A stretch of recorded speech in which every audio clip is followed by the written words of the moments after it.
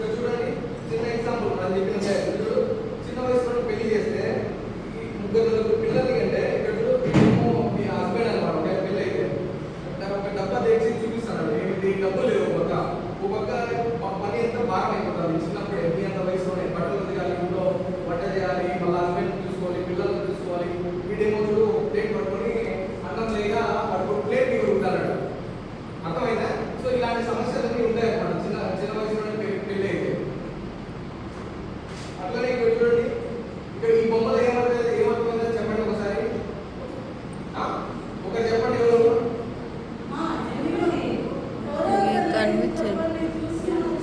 చెప్పండి చూడు ఇక్కడ చూడండి ఆడుకోవచ్చు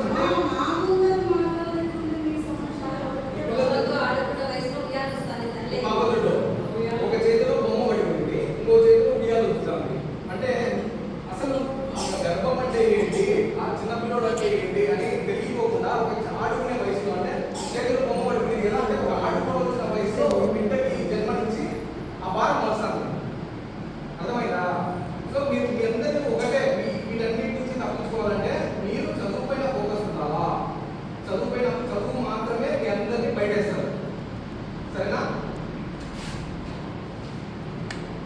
ఇక్కడ చూడండి యుక్త వయసు గర్భాలకు కారణాలు ఏంటి త్వరగా పెళ్లి చేసుకోవడం అలాగే వెంటనే గర్భవతి కావడం ఓకేనా పెళ్లి చేసుకున్నప్పుడు సైలెంట్గా ఉంటారా ఒక పాపను వస్తారా దాని తర్వాత ఎటువంటి ఇబ్బందులకి గురవుతాయి సో వీటన్నిటికీ అంటే ఇప్పుడు కొన్ని టాబ్లెట్స్ ఉంటాయి గర్భ నిరోధక టాబ్లెట్స్ కానీ గర్భ నిరోధక పద్ధతులు ఉంటాయి ఇవన్నీ అర్థం చేసుకోవాల్సిన జ్ఞానం కూడా మీకు ఆ వయసులో ఉంటుంది అన్నమాట సో ఆ వయసులో లేకపోవడం వల్ల ఏమైందంటే రకరకాల సమస్యలు గురైపోయి రక్తహీనత వచ్చి బిడ్డ సరిగ్గా లేక పుట్టిన బిడ్డ చనిపోయే ఆస్కారాలు కూడా ఎక్కువగా ఉంటాయి ఓకేనా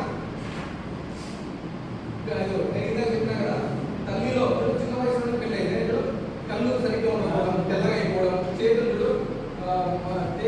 చల్లబడ్డం కానీ తెల్లబడ్డం కానీ మనకి ఈజీ నిస్సత్వం అనేది ఒక ఏర్పడుతుంది మన బాడీలో అలాగే ఇక్కడ చూడండి ఆపరేషన్ తర్వాత చూడండి మా ఇక్కడ చూడండి బొమ్మ చూడండి ఒకసారి ఆపరేషన్ తర్వాత చూడండి బిడ్డ ఎట్లా పుట్టిందో చిన్న వయసులో పెళ్లి చేస్తే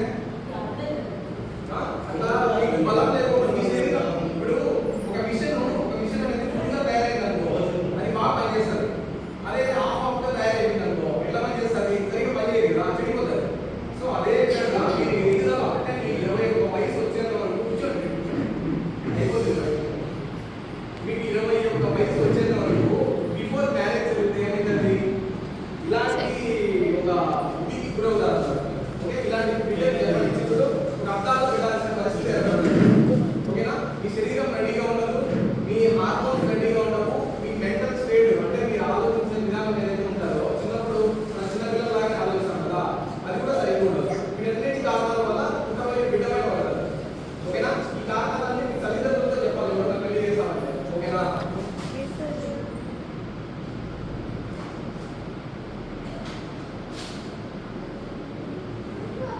చూడండి ఈ శరీరానికి ఆరోగ్యమైన ఆహారం ఎందుకు అవసరమో తెలుసా చెప్పండి ఆహారం మీరు బాగా తినాలి ఇప్పుడు అంగన్వాడీ నుంచి చిన్నప్పుడు వాళ్ళకి పుడతానే వాళ్ళకి రేషన్ వస్తారు గవర్నమెంట్ నుంచి రేషన్ ఇస్తారు ఎందుకు ఇస్తారు ఆ చిన్నప్పుడు ఆ వయసు ఏదైతే 6 months to 5 years ఉంటారో ఆ వయసులో బలంగా ఉండాలి పిల్లలు అని చెప్పేసి అంగన్వాడీ నుంచి గుడ్లు కానీ పిండి కానీ ఏదైతే వస్తాయో అవన్నీ ఇచ్చేది దేనికి ఈ శక్తి కోసమే అంటే ఇంట్లో ఒక పక్క తింటా గవర్నమెంట్ ఇచ్చే సప్లై తింటా ఈ యుక్త వయసు పిల్లలు అనేది ఆరోగ్యకరంగా ఉండాలని అర్థం అన్నమాట ఓకేనా ఇంకోటి చూడు ఆటలు కూడా ఎక్కువ ఆడాలి శారీరక శ్రమ లేకపోయినా మీకు ఊబగాయం వస్తుంది సో ఊబగాయం అనేది పెద్ద డేంజర్ ఒకసారి మీరు లావ్ అయిపోతే మిమ్మల్ని సమాజంలో ఒక రకంగా చూడడము ప్లస్ దానివల్ల బీపీ షుగరు ఇక రకంగా ఏమంటారు రోగాలకు గురి కావడం జరుగుతుంది ఓకేనా కాబట్టి ఆటలు ఎక్కువ ఉండాలి ఆటల్లో గేమ్స్లో స్కూల్లో కానీ కాలేజీలో కానీ మీరు ఎక్కువ పార్టిసిపేట్ చేయాలి ఇక్కడ చూడండి అన్ని రకాల ఫుడ్స్ ఉన్నాయన్నమాట అంటే మీరు తినే ఆహారంలో కనీసం వారంలో ప్రతిరోజు లేకపోయినా ప్రతిరోజు అన్ని ఐటమ్స్ అంటే మనకు కష్టం కదా సో కనీసం వారంలో అయినా సరే ఇక్కడ చూడండి ఫ్రూట్స్ ఉంటాయి వెజిటేబుల్స్ ఉంటాయి ఫ్రూట్స్ తెలుసు కదా పండ్లు వెజిటేబుల్స్ అంటే కూరగాయలు అంటే కూరలో వేస్తున్నాయి వెజిటేబుల్స్ అంటే కూరగాయలు కూరలో వేస్తున్నాయి పండ్లు అంటే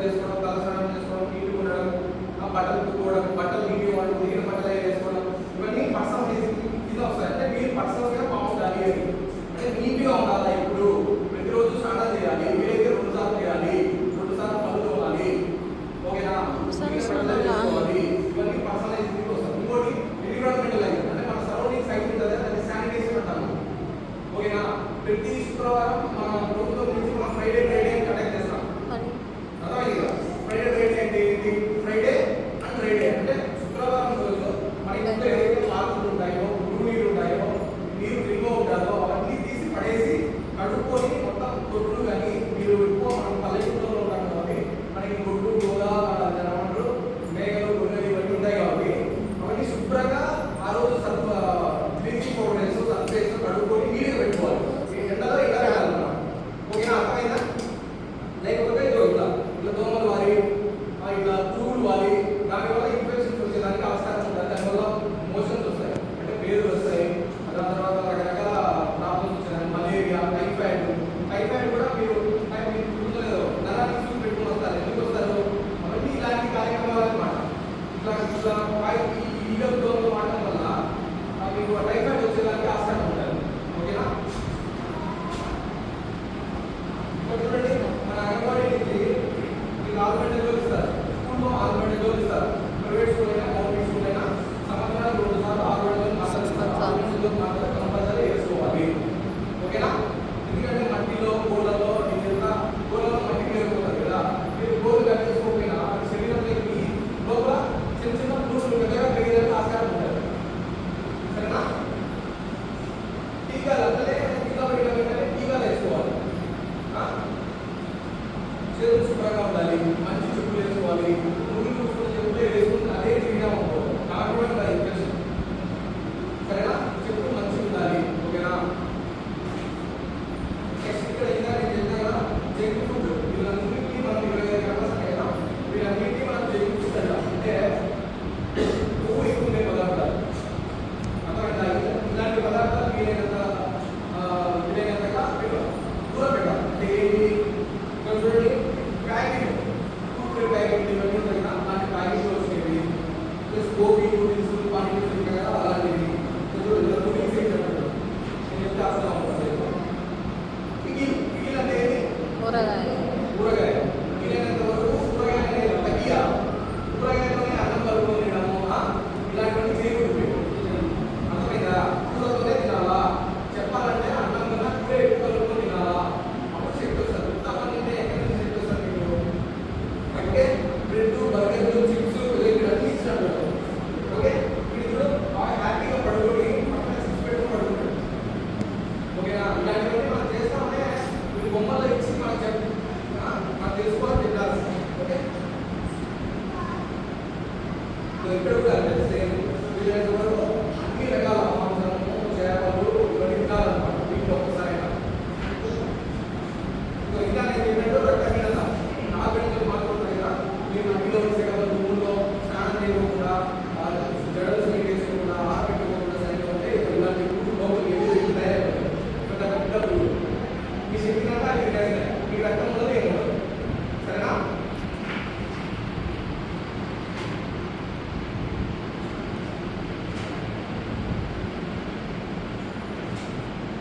అర్థమైంది కదా? ప్రతి ఒక్కరితో స్నేహంగా ఉండాలి. ఇక్కడ చూడండి ఎట్లుందో, అన్నా చెల్లెలు, అక్క తమ్ముడు, ఫ్రెండ్స్ ఇవన్నీ మెయిన్ అనమాట. ఏదన్నా అన్నా సరే మనం తీసుకొని వెళ్ళిపోదాం. వాళ్ళతో గొడవ పడినది కదా, మీకు ఇబ్బంది వాళ్ళకి ఇబ్బంది. సో ఈ ఈగోస్ కానీ ఏమి స్నేహం అంటే ఎక్కువ ఫ్రెండ్షిప్తో వెళ్ళిపోదాం కదా. అంటే కొట్టుకోవడం, తీసుకోవడం, తన్నుకోవడం ఇలాంటివన్నీ చేయకూడదు. అది కూడా మెంటల్ దానికి వస్తారు. అర్థమైందా? మీ మెంటల్ హెల్త్ బాగుంది ఏంటంటే మీరందరూ హ్యాపీగా నవ్వుకుంటా ఉండాలనేది విషయం. ఇది మీకు తెలుసు, ఆల్రెడీ స్కూల్లో చెప్పినారు గుడ్ టచ్, బ్యాడ్ టచ్ అని. చెప్పారా లేదా? చెప్పారా? స్కూల్లో కాలేజీలో చెప్పారు కదా.